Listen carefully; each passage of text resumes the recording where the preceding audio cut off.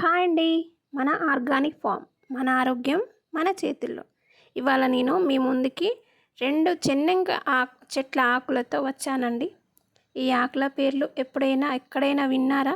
Comment బాక్స్లో comment చేయండి. ఇది మన పూర్వీకుల నుండి వచ్చిన చెట్టు. చాలా వాడేవారండి ఆ రోజుల్లో, కానీ ఇప్పుడు కనుమరుగైంది. ఈ చెట్టు 2 రకాలు. ఒకటవది వచ్చేసి అడవి చెన్నంగ చెట్టు. అదే కసివింద చెట్టు అని కూడా అంటారు. ఒక్కొక్క ప్రాంతంలో ఒక్కోలాగా పిలుస్తూ ఉంటారు.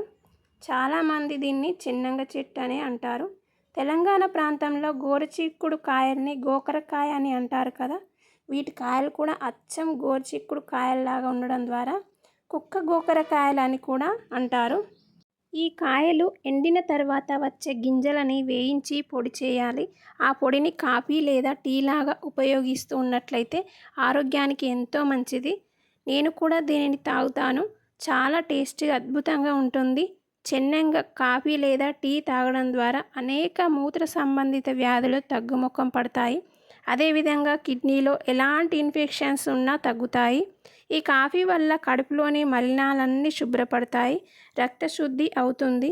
దీని ఆకులకి కొంచెం వెన్న కలిపి బాగా మెత్తగా నూరి ఎవరైనా పక్షవాతంతో బాధపడుతున్న వారికి సచ్చుపడిన అవయవానికి పేస్ట్ని మర్దన చేస్తే మళ్ళీ ఆ అవయవం పనిచేస్తుంది.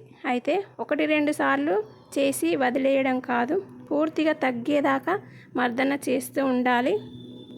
ఇంకా ఆర్థరైటిస్తో ఎవరైనా బాధపడుతున్నట్లయితే ఒళ్ళు నొప్పులు, నొప్పి ఉన్న చోట ఈ ఆకులని నూరి కట్టుకట్టినట్లయితే క్రమంగా నొప్పులు అన్నీ తగ్గుతాయి.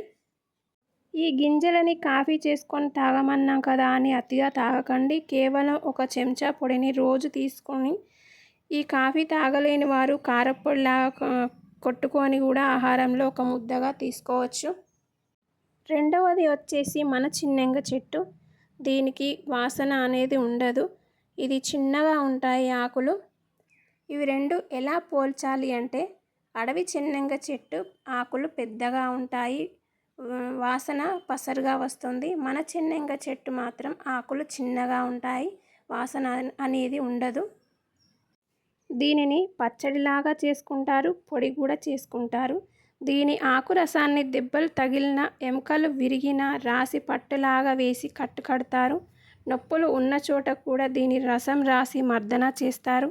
దీన్ని కడుపులోకి తీసుకున్నట్లయితే ఆకలి కాని వాళ్ళకు కూడా ఆకలి తెప్పిస్తుంది, మలబద్ధకం దూరం చేస్తుంది.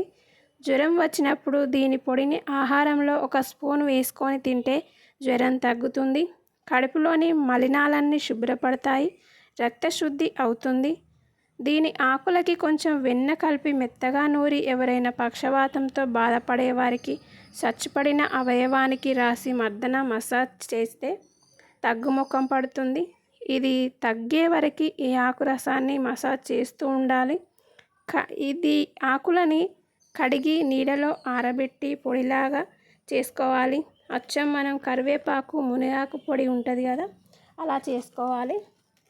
చెన్నంగ, కరివేపాకు, పుదీనా సమపాలల్లో తీసుకొని నీడలో ఎండబెట్టుకోవాలి.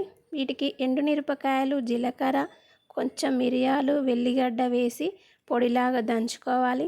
ఇప్పటి పిల్లలకైతే ఆకలి అనేది లేదు, తినడం లేదు, తక్కువ తింటున్నారు. వాళ్ళకి ఇలా చేసి పెడితే ఆకలి పుడుతుంది.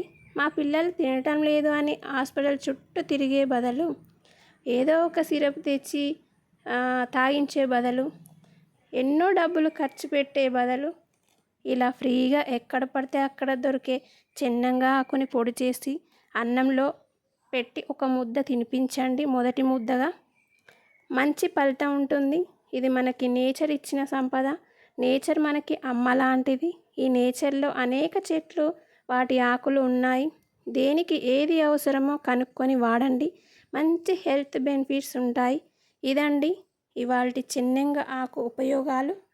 మన పూర్వీకులు ఇచ్చిన సంపదని మనం కూడా వాడి మంచి ఆరోగ్యాన్ని పొందుదాం. ఇప్పుడు చెప్పండి, మన ఆరోగ్యం మన చేతుల్లో అని. ఈ వీడియో మీకు నచ్చితే ఒక లైక్ కొట్టండి. మీ అమూల్యమైన లైక్ మా వీడియోస్ని ఇంకొకరికి షేర్ చేస్తుంది. ఎవరైనా కొత్తగా మన ఛానల్ని చూసేది ఉంటే ప్లీజ్ సబ్స్క్రైబ్ చేసుకోండి. పక్కన బెల్ ఐకాన్ని క్లిక్ చేయండి. నేను పెట్టే ప్రతి వీడియో మీకు నోటిఫికేషన్ ద్వారా చేరుతుంది. ఇలాంటి మరిన్ని వీడియోల కోసం మన ఛానల్ని ఫాలో అవుతూ ఉండండి. ప్లీజ్ లైక్, షేర్, సబ్స్క్రైబ్ చేయండి. మరొక మంచి వీడియోలో కలుద్దాం. అంతవరకు సెలవా మరి.